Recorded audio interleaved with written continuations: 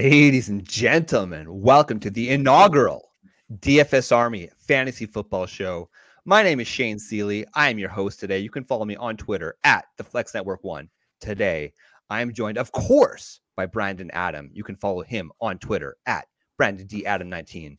And going south, Mike Dickinson at Mike_Dickinson. Gentlemen, welcome to the program. Brandon, how the hell are you, brother?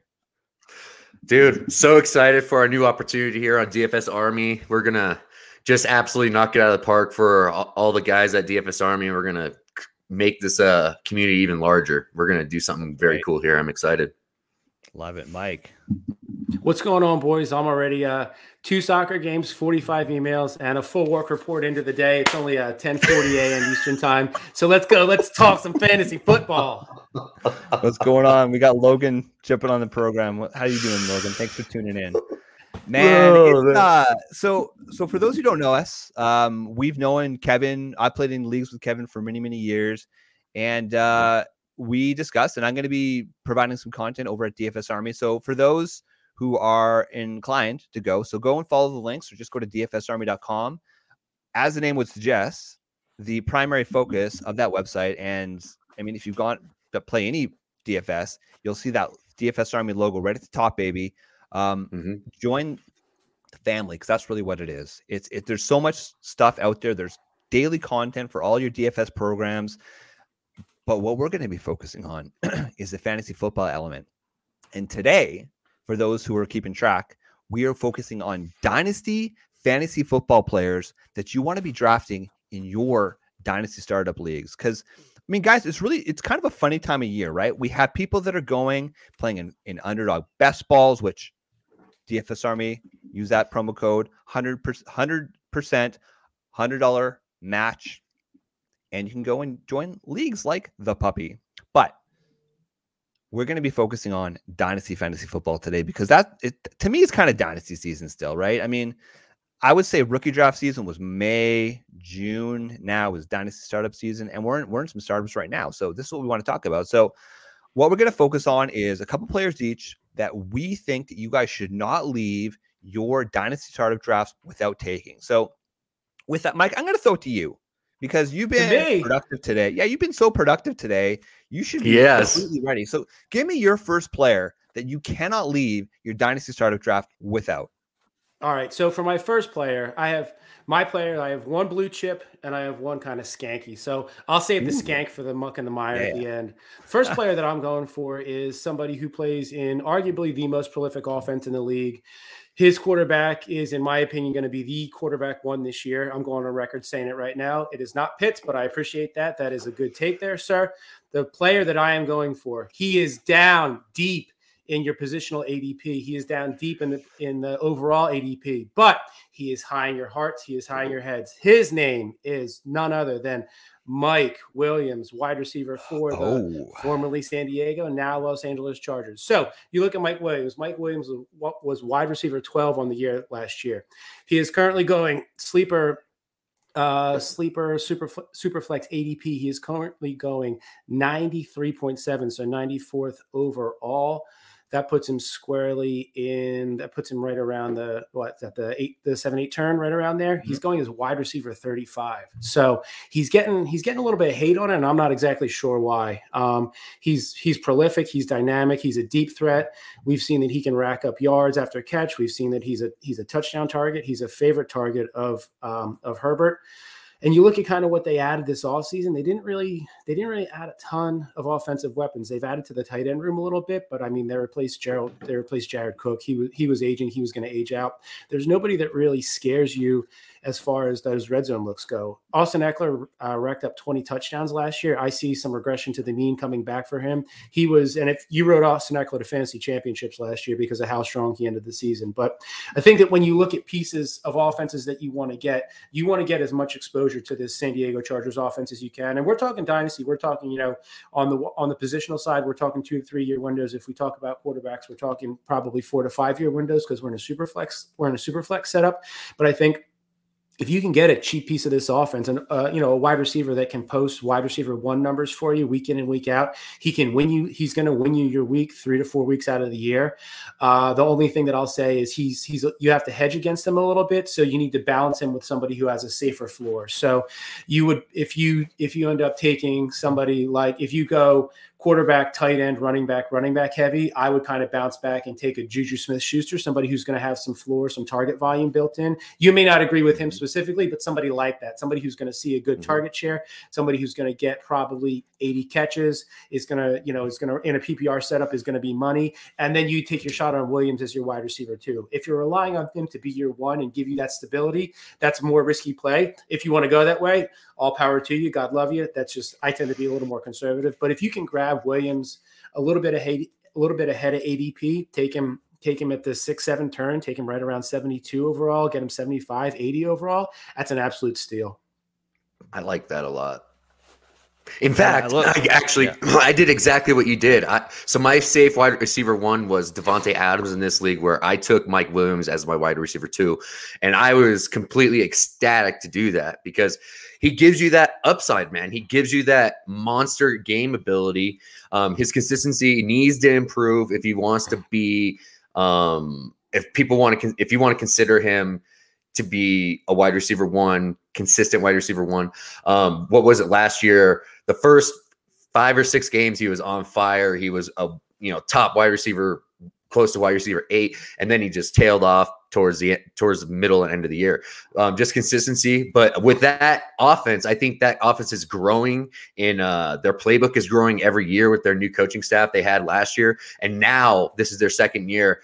And they brought him back for a reason. They signed him to a nice contract. They have a massive plan for him. I guarantee you they communicated that to him about his role in enlarging and possibly might even be more productive than Keenan Allen. I think this could be the year where he is the focal point and becoming that, because Keenan Allen is getting old, man. He's getting old. He's been lucky with he was often injured wide receiver, but he's been the last couple of years, he's been working that away and becoming a real pro about keeping healthy and staying on the field.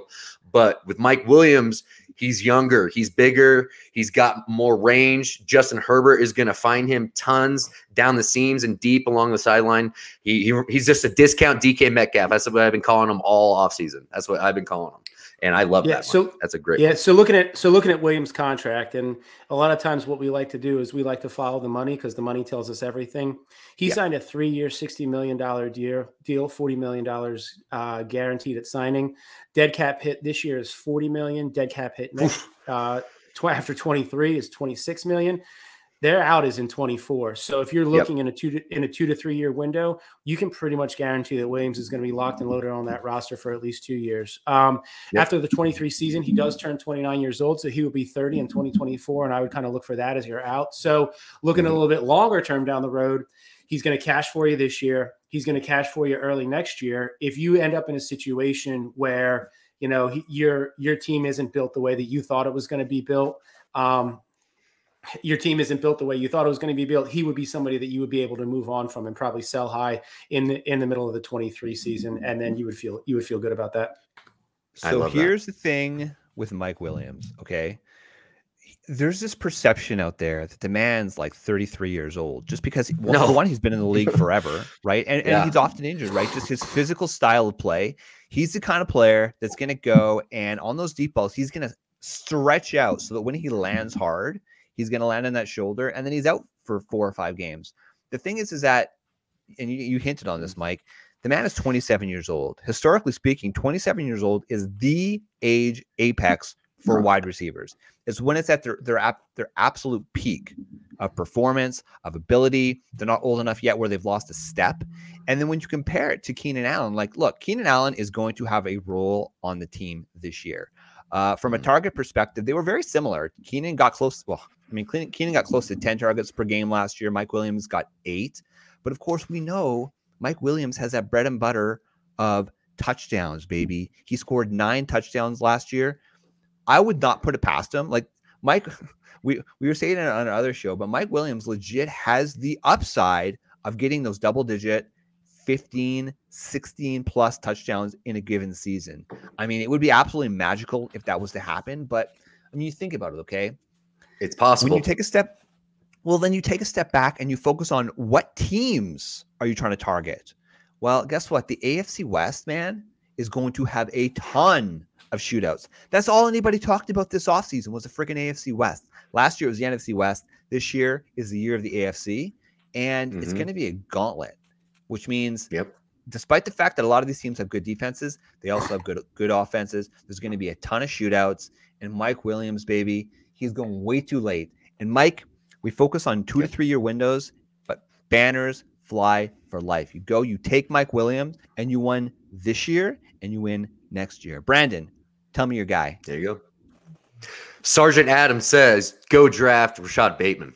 Rashad Bateman, everybody like myself was high on Rashad Bateman last year, and we saw glimpses of it, but he had that groin injury, had a small surgery, just wasn't right, didn't get that whole Ravens offense was banged up. We didn't even get to see the real offense that the Ravens are going to do.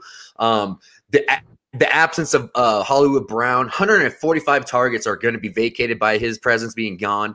That is a massive deal, people. You want to draft vacated target. You want to go on teams that have opportunity that players can grow into. And this 22-year-old wide receiver is the guy to go get.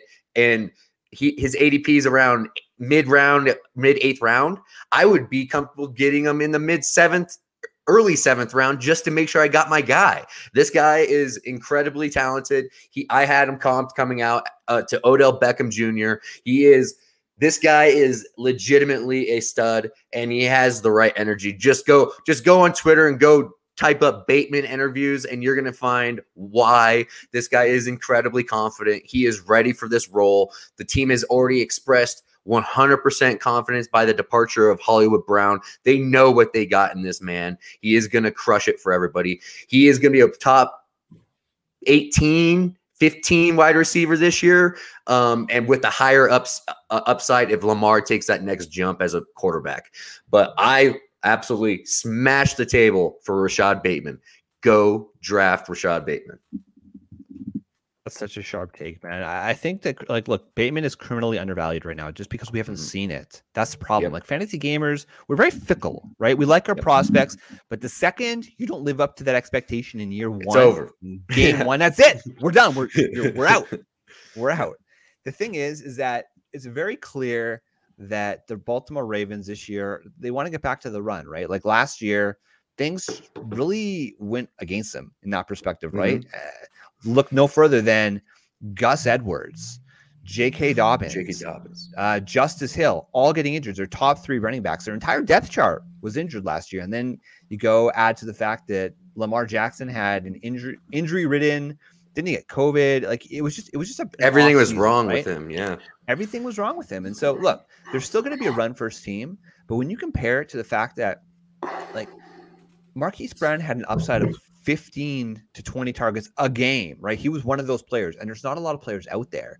And Lamar Jackson, for all of his misgivings as a passer, he is extremely efficient. And Rashad Bateman, his best comparable player over at playerprofiler.com, which is where we get a lot of our data from, is Stephon Diggs. And Stephon Diggs I love has a pretty damn good career. So, I love Rashad Bateman. Mike, you got to take? 22 years old, guys. 22 years old. This guy can be a foundational piece forever. This is the guy that you want. He's going to be your wide receiver 1 for after this season, going 2023 and beyond. He will be your wide receiver 1. Yeah, so I think his ADP is less about him and maybe a little bit more about Lamar and the potential limitations of that offense. So Lamar, he does have a little bit of difficulty throwing to the outside. He's much more comfortable throwing down the middle, and he's a running quarterback. So, you worry about when they get in close to the red zone, if he's going to take those touches. Obviously, Baltimore has that record of the most consecutive 100-yard rushing games ever, and that's actually something that's important to them. But it's kind of, it harkens back to what Brandon said. There's 145 vacated targets there from Hollywood Brown. So when we're looking at fantasy football, when we're assessing prospects and profiles, you look at opportunity and you look at talent. Clearly the opportunity is there. And there were some analysts that had Bateman as the number one rated. It wouldn't be so now, but there were some analysts that had Bateman as the number one ranked wide receiver coming out of the draft last year. So clearly the talent's there. I love it. He's a steal at that ADP. I'm in. Yeah, no. What about you, Shane? What does Shane see? What does Private Shane over there think? Well, who's your number one guy that you want to get on your team? I would say there's a theme, right? We're going after old players today, and we're going after rookies who didn't quite hit the mark last year. In the case of my player, he didn't play a single down in a regular season for the NFL. But the man was a first-round pick. He was in probably arguably the most dysfunctional team, not only of last year, but potentially arguably in NFL history. And that man is Travis Etienne of the Jacksonville Jaguars. Let me tell you a tale of Travis Etienne. Okay, so the man, he has a Liz Frank injury in preseason last year, so he didn't play a single down. It was extremely disappointing. The Jaguars as a whole were, they were a joke. Let's just call it what it was. They were a joke last year.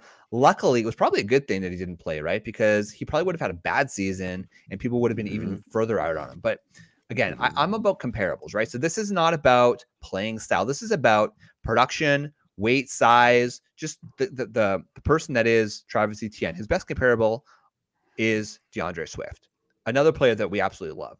The one downside with Travis Etienne is, of course, his size. He's 5'10", 215 pounds. So he's not quite that bruiser back. But what I found kind of intriguing is that, the NFL is always talking about this wide receiver is going to be the next Deebo Samuel. That wide receiver is going to be the next Deebo Samuel. Well, Travis Etienne's basically saying, look, like when you compare Deebo Samuel's profile to Travis Etienne's profile, instead of being a wide receiver that plays running back, he's a running back that plays wide receiver. That's the kind of play that he can go.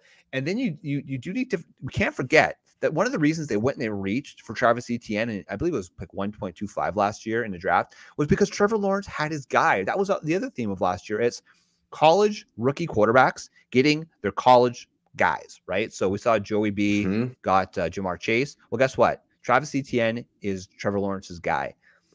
His price is still not reflective of what his ability is, okay? So right now, currently in sleeper drafts, which are startup drafts, he's going at 44 overall as the RB 18. Okay, in underdog drafts comparatively, right? So just for the season-long people, he's going at 51, which is in the dreaded dead zone of the running backs. The reason he's going so late is because we haven't seen it. It's the same thing with Rashad Bateman. You got to go out now and hammer Travis Etienne. His price is still depressed. When you compare him to, say, Deandre Swift, where we've seen it, Deandre Swift is going very early in drafts. He's going sometimes round 1, oftentimes round 2 in these startup drafts. Travis Etienne, you can still get a bit of a discount on. The discount is going to dry up. We saw it just this week, guys, in training camp where he looks electric. Back in February, he was about 80%. This year, this time of year, he's about 100%, and he's making cuts out there. He looks crisp. He looks good. He's running wide receiver routes. He looks to be the best player on the field. Go out now, get Travis Etienne, because the price is only going to go up from here. I love that take. I'm all in on Etienne. I put out a tweet just a couple weeks ago. This guy is discount Swift. If you guys love Swift, you draft Travis Etienne because he's going to have a similar role. Who else is over there? I mean, Christian Kirk. I mean, are we really going to Evan Ingram? Do we really care about those people? No, it's going to be this offense is going to be about Travis Etienne and the connection between him and T-Law, and that is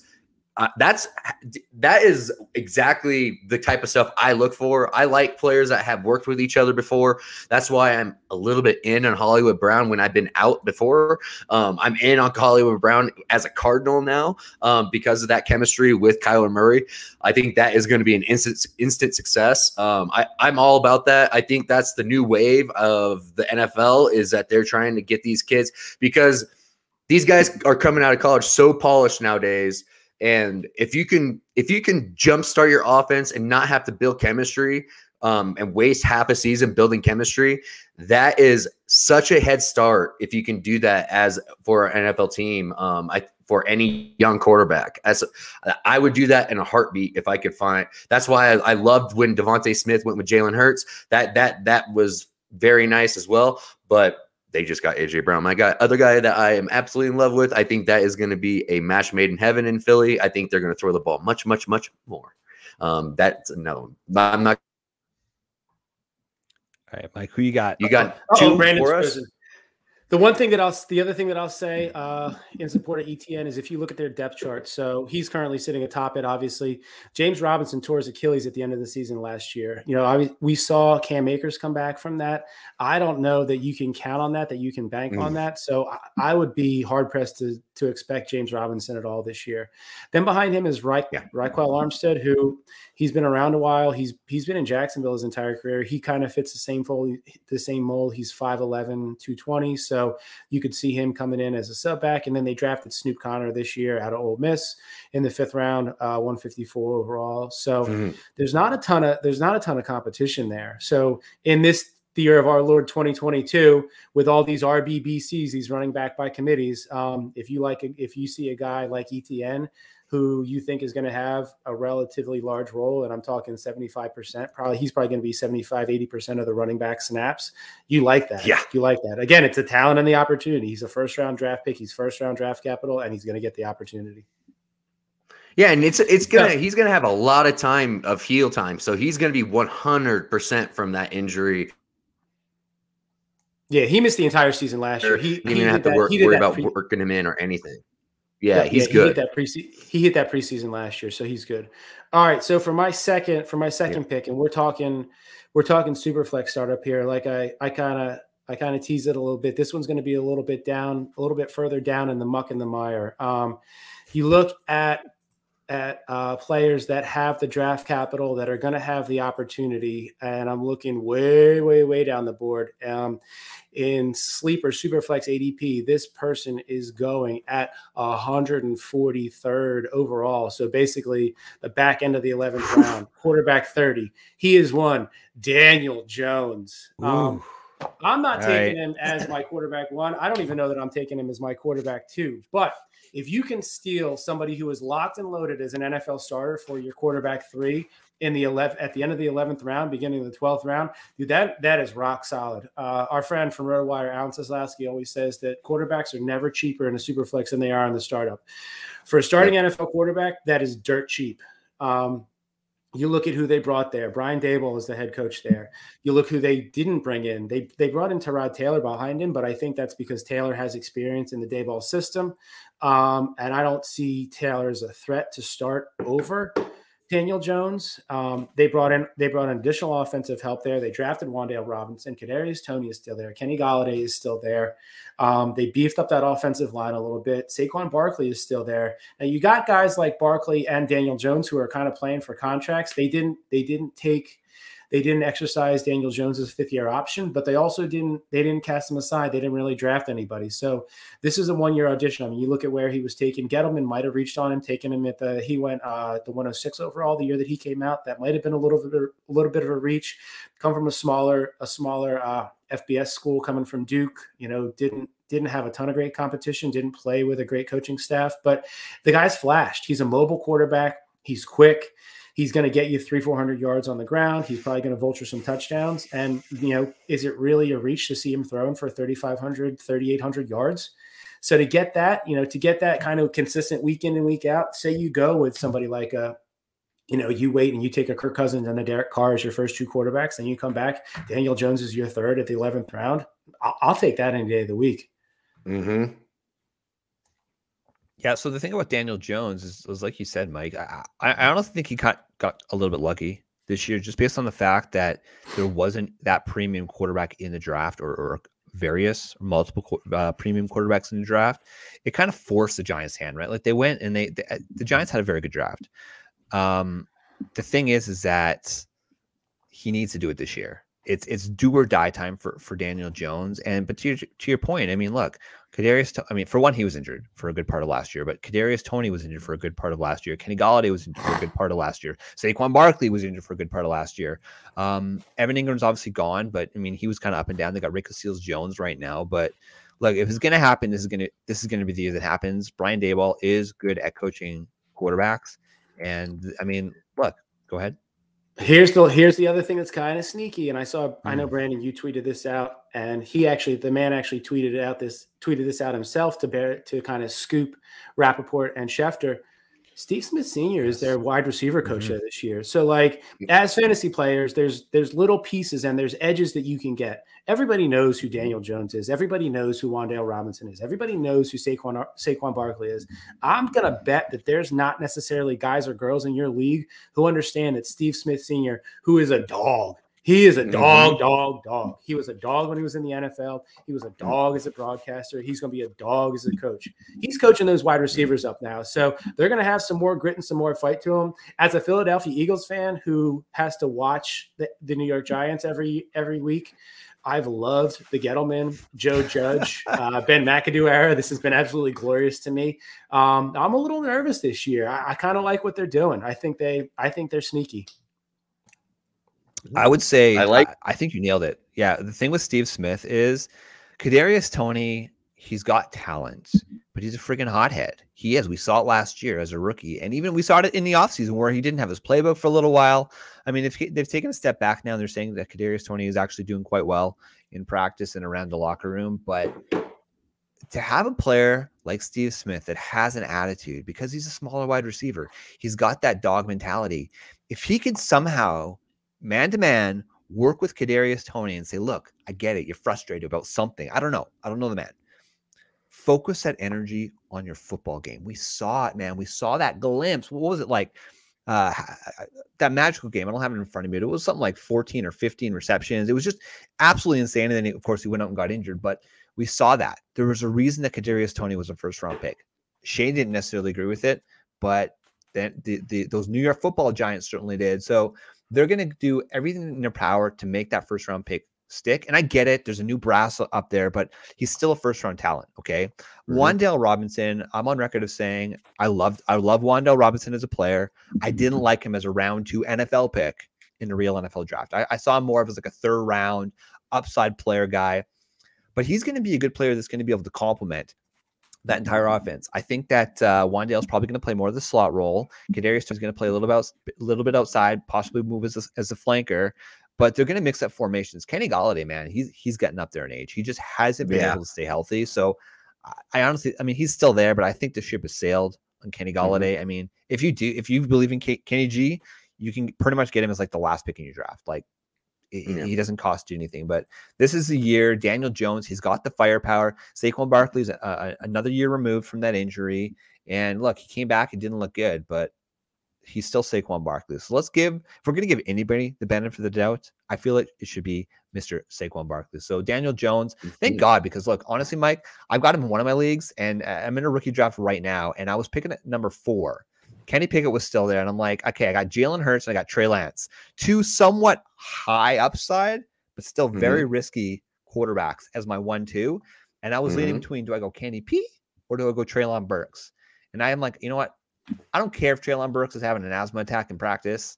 I'm going to get sick because I want to win my league, right? I'm going to go Treylon. I feel like Treylon Burks can help you win your league, whereas Kenny Pickett is like a safe QB3, right? So I went Treylon Burks. And what I'm banking on is that Daniel Jones is at least a competent QB3. And it sounds like you believe that he is. So I'm happy with that. Yep. Brandon, who do you got for your next guy? All right, I'm going to switch it up a little bit. So my second guy is Darnell Mooney. Darnell Mooney is another guy that's going in that same exact range as Bateman in the 8th, 9th round turn area. And I think this guy has high upside, high floor because of the target share he's going to obtain, because there is nobody else there for Justin Fields. I think this offense is going to roll through Darnell. Last year, he had 100 targets, 81 catches, over 1,000 yards. And I think he's just going to keep building. I think he can get to 1,300 yards if Justin Fields can take a step. Can he take that step? I am going to listen to my guy, Mike D. He was a big Justin Fields guy. I think I'm going to listen a little bit to that. I've been getting Darnell Mooney in startup leagues and trading for him.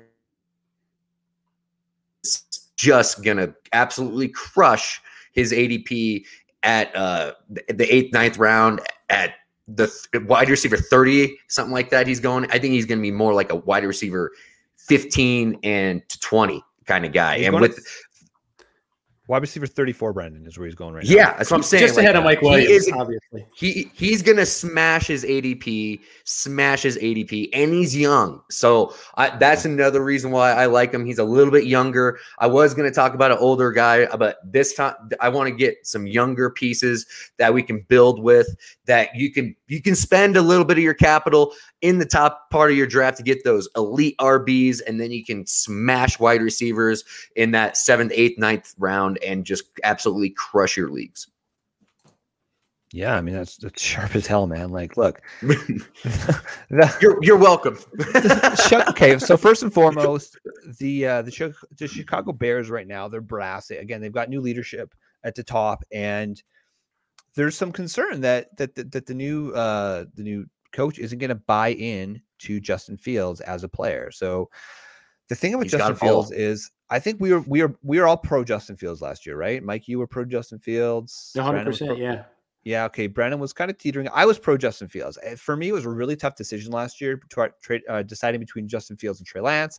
Ultimately, you decided on Trey Lance just because of the massive upside. He's on a better team, et cetera, et cetera, et cetera, right?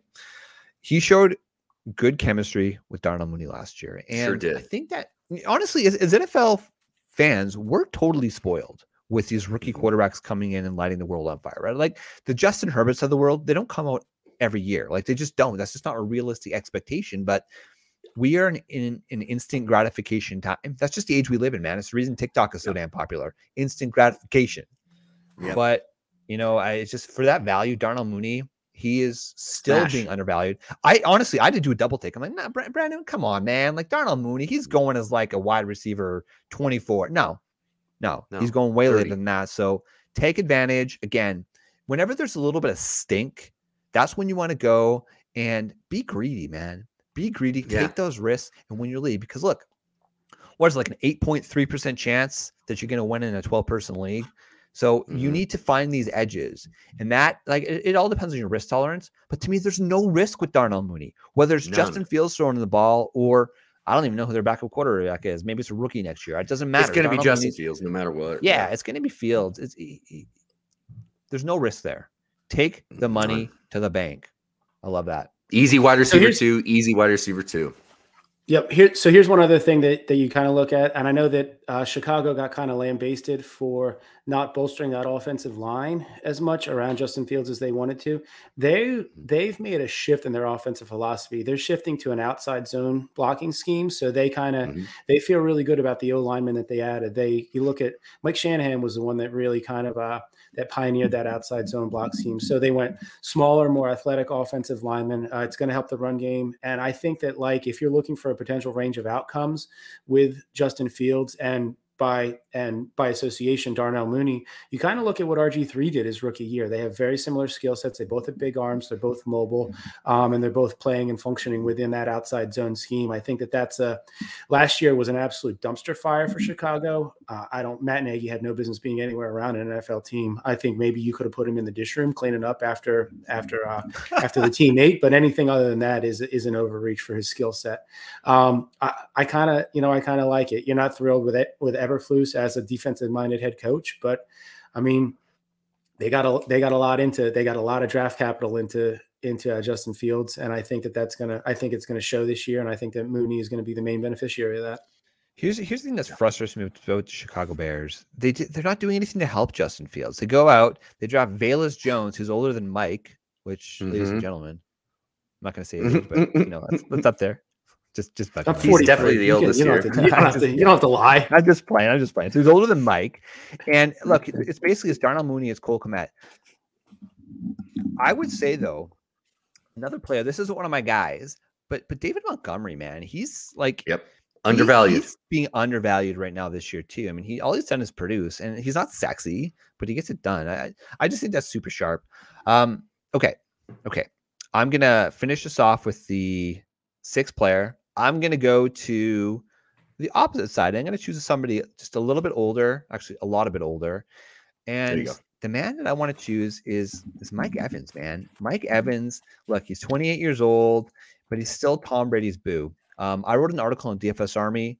Go dfsarmy.com, look for the articles. And I talked about Chris Godwin as being overdrafted this year in underdog drafts. Again, different than Dynasty, which is what we're talking about. But the man had an ACL injury on December 19th, which was, I believe, week 15 last year. Okay. On average, there was a study that I found that when you looked at NFL players between 2009 and 2015, there was about 130 players. The average time to return was about 48 to 50 weeks for these NFL players. Okay. Now this is, again, it was 2015. So I would say modern medicine, even in 7 years, has improved dramatically, but we're seeing guys come back. Say we're optimistic and he comes back after 9 months, which would be a quick recovery. That would be assuming, of course, no setbacks. Like sometimes you just see issues with players that just can't quite get back correctly. Right. And so Chris Godwin could realistically come back to the season, and then he'll have had no offseason time. He's got that built-in rapport with Tom, but what if there's a setback? What if he doesn't quite have that same burst, that same separation that we typically like to see in Chris Godwin?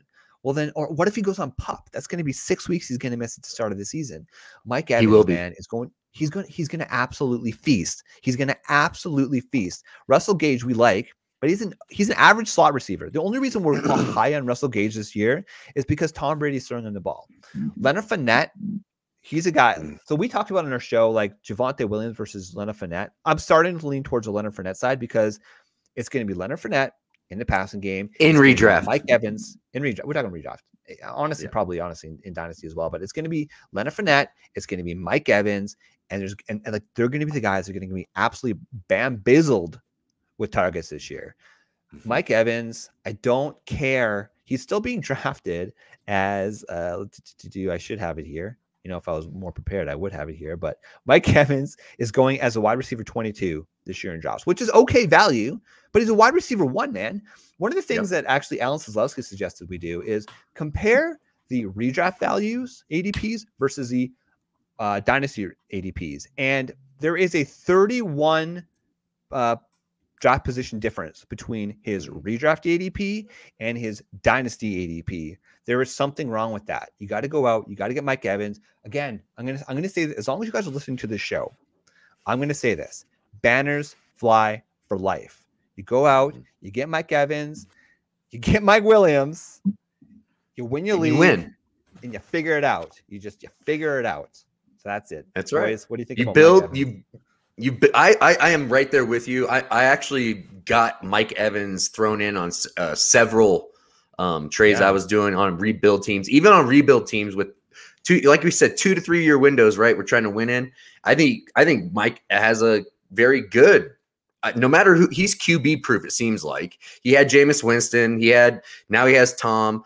I mean, even if Kyle Trask came out, he's going to get peppered with 10, 12 13 targets a game. Still, it doesn't matter who's throwing the ball.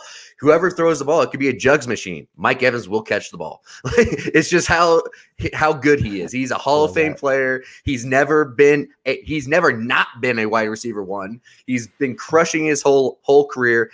He's walked in from college and done the same thing.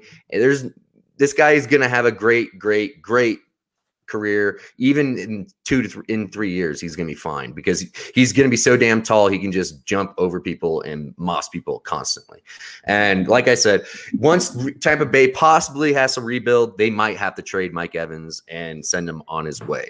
But that is totally fine. But after that, Mike Evans is going to be a solid wide receiver 1 this year. No problem. Very easy with Tom Brady. Like that's an easy call. Like if you're willing to eat a little bit of value later and just be able to win, Mike Evans is definitely that guy you want to get.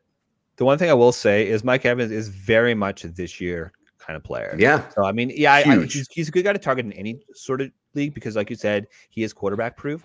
But the thing about Mike Evans is that he only has Tom Brady potentially for 1 more year. We don't know what's going to happen with Tom. He might retire. He might go to another team. He might be in the Miami Dolphins. He might be broadcasting. We don't know that. So really the focus for Mike Evans is this year. But I mean, like you said, even if he's playing next year, he's quarterback proof. Doesn't matter. So, he's quarterback proof. Yep. All right, boys, that's it. I think that's a solid. We got 2 each. We're all killer, no filler, baby. That's all we need to do. So, all right, boys, let's just finish it off here. Brandon, where do the good people find you? On Twitter at Brandon D Adam 19. Just hit me up anytime. We're gonna be all over the space talking nonsense and picking fights with whatever fantasy analyst that their favorite player is. Lately for me, it's been Mario Puig and I have been going at it a little bit. Or Logan Nelson just saying that Mike Evans is not QB proof. He is too. For shame. He is for shame. Like that's fine. Honestly, the guy has the biggest catch radius in the NFL. It seems like. Like, I mean, how can he not be? But all right, Mike Evans' career: wide receiver 13, wide receiver 22, wide receiver 2, wide receiver 17, wide receiver 9, wide receiver 15, wide receiver 11, wide receiver 9. If that's not quarterback proof, I'm not exactly sure what is. Yeah, I love it. That's incredible. Mike, where do the good people find you?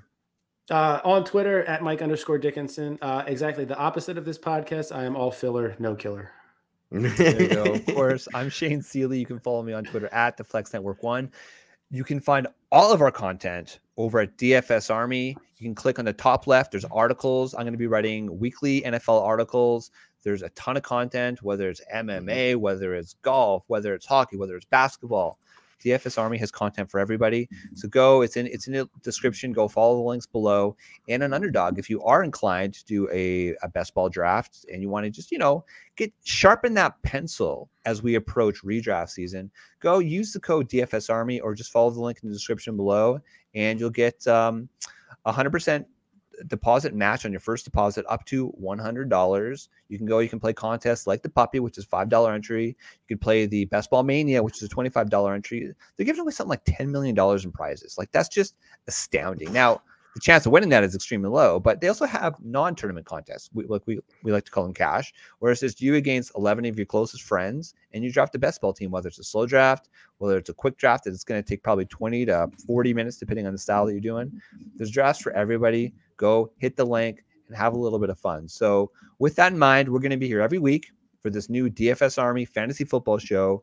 For Brandon, for Mike, I'm Shane Seeley, and we are the DFS Army Dream Team, baby.